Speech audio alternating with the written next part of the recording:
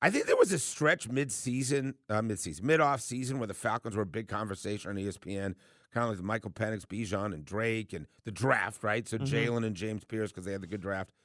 But right now, I just maybe because Jalen Walker hasn't been able to do anything really, that I just sense a little bit of dose of reality. Okay, well, so people say that though, and then it's why you haven't seen Penix, so you don't know. You haven't seen anybody in the offense, Right. so I think that's part of it. You haven't, to your point, He's played 3 games. yeah, you haven't seen Jalen Walker. But look, this feels like it's always that way. You talk about depth. I feel like we are set up better with depth.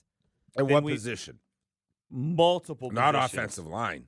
No, not offensive line. That's where I'm really worried. You have the one swing guy, which you've always had in Storm Norton. Okay. But that look, here's the thing, and I don't want to. I hope Mike's not listening because he's gonna get really mad at me. Yeah. I like when that But happens. when you talk about offensive line, it's such a hard thing. It's a lot like a quarterback. When you go to a backup there, it is very. You're most of the time. So your point is every NFL team is vulnerable. Yes, We're no different offensive than anybody line. else. Yeah. I mean, look how many guys. I mean, it's such a hard position. And you want guys. You want continuity. You want 5 guys playing together, and you don't all have. They're not all going to be all pros.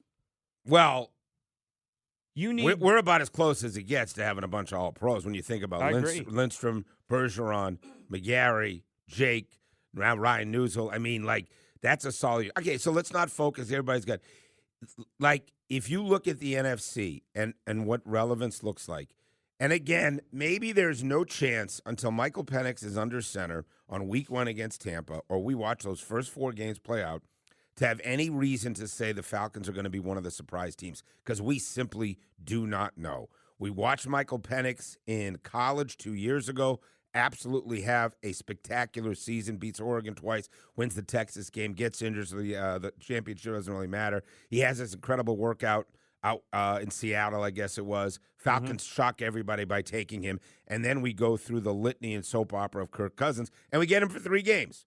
We get him for 3 games, and he flashes, right? I think 3 touchdowns, 3 interceptions. Okay, a 4th down throw to Kyle Pitts, a good game against Carolina that we lose. But we don't know anything. So if you're walking up to the counter in Vegas and trying to feel good about betting the over or the under, you might as well just take a coin and flip it up in the air and say, you know, unless you know something I don't, which is that Michael Penix is ready to emerge as a star, how could you feel good about anything either?